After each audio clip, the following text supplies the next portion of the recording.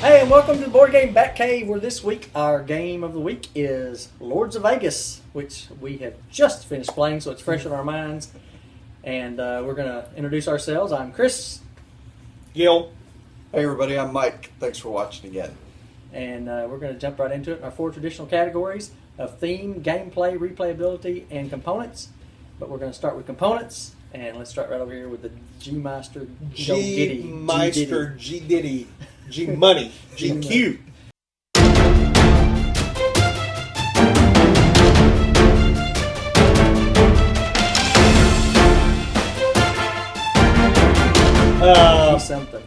Something. The components, it's going to be a board. This is what's in the box. Sometimes we do this, but we didn't this time.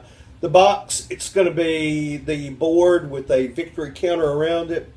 The main part of the board are, it looks like a overhead map. I'll just put a big picture right here. Yeah. It looks like it's going to be an overhead map of Vegas. We're going to build casinos. You've got little squares that represent hotels. You've got dice, and you've got cards that you're going to flip over a turn. The cards are full size, which always gives plus in my book and everything. They didn't really do too much art with them, though. I mean, it's just like a representation of a hotel. So the artwork is not what's going to draw you to this game. And the board is really nothing that's going to stand out either. It is just what it needs to be. You're going to find out later on whenever we talk about it. This is a good game. I really like this game, but I don't like it because of the components. I thought they were fairly generic, not bad, but not great either. And it would just gave you what you needed to play the game. The money was cool. I mean, they give you the play, Monopoly money or whatever. And it's got like Dino, and it's got Sammy Davis Jr. and stuff, and Elvis. And that money was the only thing that really gave it a kind of flavor to me. You know, the rest of it was pretty generic. But even so, they didn't chintz out, and they did a good job on it. So I'm going to go 7 for components. Nothing that stood out, but they gave you what you needed. And nothing overly complicated or anything. Just what you needed to play. Yeah, there's nothing special about the components. Actually, the artwork on the box cover is what first drew me to this game, because I really like the box cover art. But then you don't see that artwork anywhere in the box. So don't let that fool you about what's going to be in the box, because the box is kind of a top-down view of a imaginary Las Vegas Strip. Mm-hmm. So you got some kind of cars driving around and spaces for your parking lots.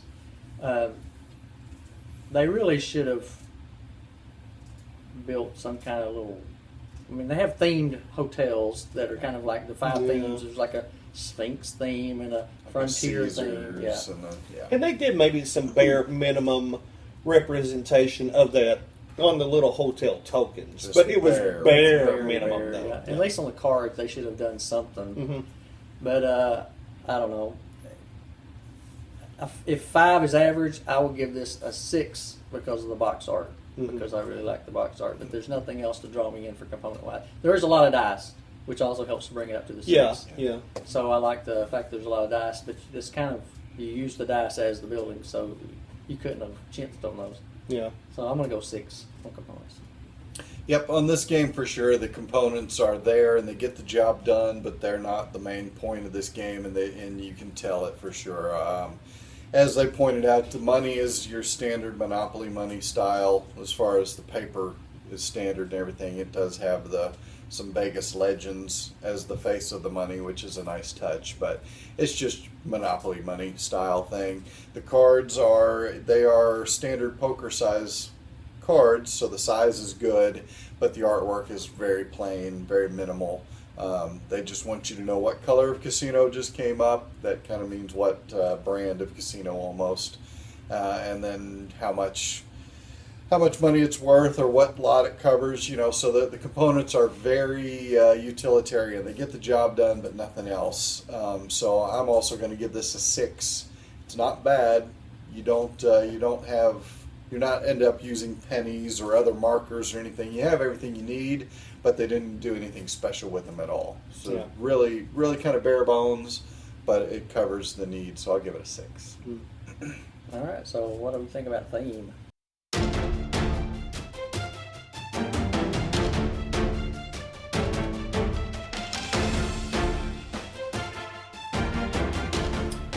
theme. G diddly wing. Theme. It's another. I don't know if I would describe this as really resource management, because it's not. Mm-hmm. You know, you're managing your money to build stuff and everything, so it's not like that. But it is a building game where we've played games where you're trying to build cities, you're trying to build whatever, kingdoms and everything. And this one you're managing and building like a Kinda casino empire. Kind of like almost like Monte Coro with the cards that are Yeah. buildings, because Mhm. there's a Yeah. limited number of X buildings, and you're vying for those. Make sure you buy it before somebody else buys you out. And Yeah, and so, but really, theme. The casino thing is just a skin on this type of genre, Yeah. and it's a genre we've seen before, and they do this in a cool way, and it works. Because whenever you use the theme that you're building casinos, some of the other aspects in gameplay, like we've talked about, whenever when we finish, that there's like gambling aspects of it in the gameplay. And whenever you go with the theme that, hey, it's Vegas and hey, it's casinos, the gambling aspect fits into it in a way that if we were playing Monte Carlo, you would not have had the excuse to gamble. Right. And that's a cool, I guess that is a cool reason to do this genre with that skin on it, because it lets you do other stuff and you not question it being kind of wonky or whatever. It makes sense whenever you can gamble and do it this way. So actually, I'm going to go, the theme for this, building the casino empire, I'm going to go 7 again. It gives it a reason to do certain things later on that we'll talk about and that I like. And I guess we haven't seen a ton of casino building games, actually. well, yeah, we played a couple, but Yeah, not a lot, though. yeah. So I'm going to go 7 on this for theme. Okay. The theme itself, being I guess a casino builder in Las Vegas, is unusual, but he's right. It's like a skin. Adding the gambling makes it feel more like Vegas, Yeah. which I liked. But I think it could have had it a lot more trying to be a Vegas type game. Mm. You could have had nightclubs or whatever, casino, limousine services. I don't know, something besides just casinos, because the title of the game is not Casino Empire or Casino Lords. It's Lords of Vegas. So Yeah. it makes me want to almost have a little bit more than just casinos. But I can't fault it too much for that, because you still feel like you're a Lord of Vegas by building casinos. So, long story short, I'm going to go 7.5 on theme, because I enjoy the theme, Mm. but I don't think they knocked it out of the park or anything. Yeah. Yeah, theme on this for me, Lords of Vegas, so that automatically makes you think of gambling, and the gambling aspect is not really huge in this game. It is there, and it can definitely play a factor in there for sure. But to me,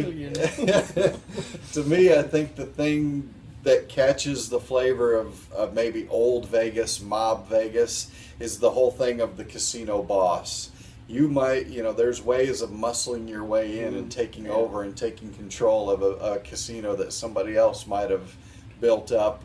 And there's, at the same time, you could be the one that paid the money, and the third party be the one that ends up benefiting from the reorganization or the takeover or whatever is going on in there. So I thought the theme worked really pretty well, actually.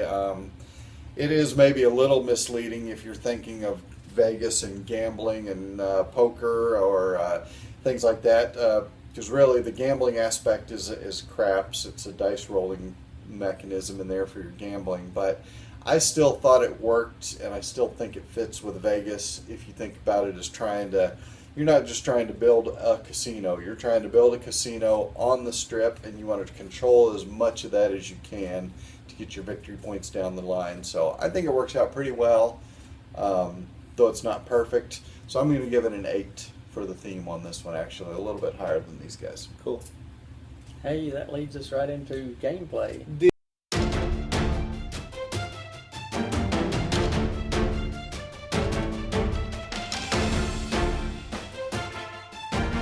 this is where the game shines, in my opinion, because both of these guys had played it some before, a time or two. I'd never played it before.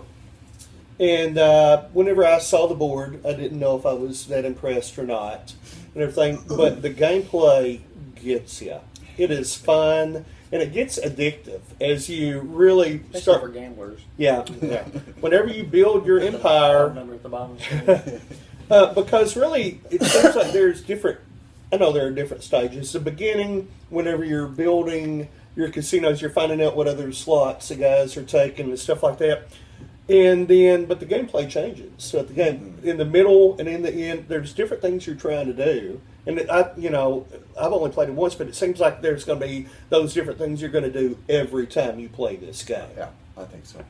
And there's so many aspects I like. Whenever you're right, the gambling aspect is cool in it, because it's not just the gambling where you can bet money against another opponent. You're gambling every time somebody pulls that card to see if your plan, your strategy has worked correctly, from the hotels, if they're on the strip, if the color combinations and your blocking and stuff. The strategy is not overly complicated in this, but there's a lot you can do, and there's a lot you can go at it. But like I said, it's not that in-depth, but there's a lot of moving parts to this. And sometimes I don't enjoy that, but in this one I did. Because even though there was a lot of things you could do, none of them were overly complicated to me. I knew what was going on, and sometimes by the time it got around to me again, maybe I wasn't going to do what I was going to do the time before. It can change that quickly, but it's fun, and I guarantee I laughed and swore more at these guys than I have in a long time playing this game. But it was all fun and everything. So the gameplay for me, I'm going to go 8.5 on this. It was a fun game to play, especially whenever I maybe was not giving it the props it was going to get at the beginning. I thought, well, I will play this. Never played it before, but at the end I'm glad we did, because it was a fun game. Yes. So, Yeah, I think this is a game everybody should own, because it's of that type. And the type would be empire building, I guess. Because it has the gambling aspect, which allows, if you're way behind, allows you to try to slow down your opponent or maybe make up some ground. But there's a cap on it, because it's capped by how many it's a hotels. close game, too. For y'all to have only played a few times, and for me never to have played, Mike won, but I was literally like 2 steps on the path behind you, and you were maybe like 1 or 2 behind me. So we were all close. Yeah, it allows you to make up some ground. Yeah. And plus, it has a system that caps how fast you can move up. The higher you go, the slower you can move up, because of And you have to get to a certain point, or you're never going to continue on that track. Yes. You're definitely, this is one of those games, if you're not paying attention and you're not doing what you should be doing, you're definitely going to get left behind. Yeah, it's definitely a keeper. And the gameplay is what shines in this game. And I haven't given it very high scores yet, but this one I will. I'm going to give it a 9.5. That's really strong. This is a fun game, and it scales up really well, I think, too. The first couple of rounds, it's a little slow. There's not a lot you can do, but it works out well, because it allows you to kind of slowly plot your buildings, and you can see what your other opponents are up to. And I think that's something that definitely needs to be pointed out in this type of a game. Usually when you have these empire building games, a lot of the complaints that you hear about it is that you get so focused on what you're doing that you don't really care what the other players are doing. That's not the case in this game. You're definitely very interested in what the other players are doing, and you're keeping up with where they're at, and is he got a strong position there, or could I muscle in over there, or do I need to just let that go? And is it time to think about remodeling and changing the color theme of my casino, which might give me more chances for payouts and stuff? So I think this game, I think that's an excellent point, really, actually, because I didn't even think about that. But really, for this many moving parts, I was very focused on what you two guys, not only what I was doing, but there was never a lapse moment when I didn't pay attention to what either one of y'all were doing. So for those reasons, I think, it points out this is a pretty strong game. You're going to be keeping up with what you're doing, what other people are doing. You've got the gambling aspect in there. And, if you like those kind of games where you can really mess with the other players in the later rounds of this game, you're going to get plenty of chances to do that, and it's a lot of fun. Because just because you have the money to do it doesn't mean that the roll of the dice are going to work out in your favor either. So it's a gamble all the way around, and as the game goes on, the theme comes out stronger and stronger. So for all those reasons, I give gameplay on this game a 9. I liked it every time I played it. I've wanted to play it again immediately, which brings us to replayability.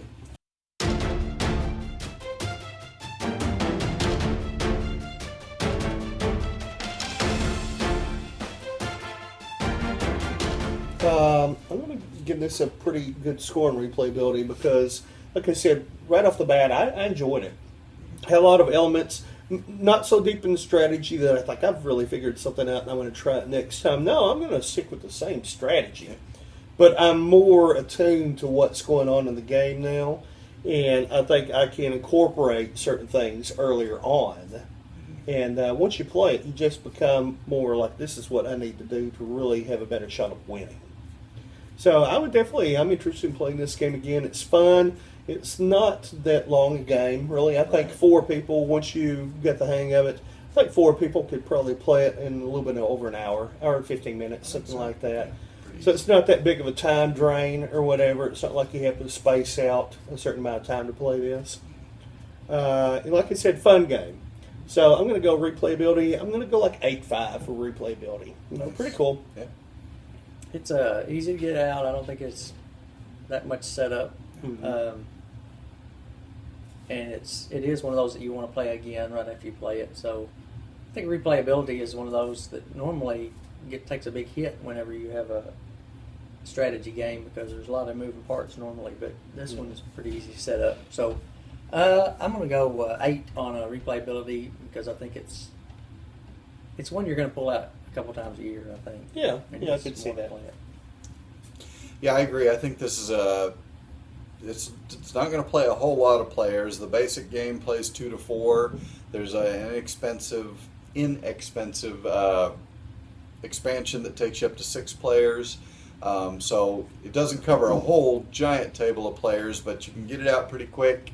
The gameplay is fast. The learning curve is fairly small, and the game kind of ramps up, so you sort of learn it as the game ramps up. So I think replayability is strong with this one. I'm going to give it a 9 on replayability overall.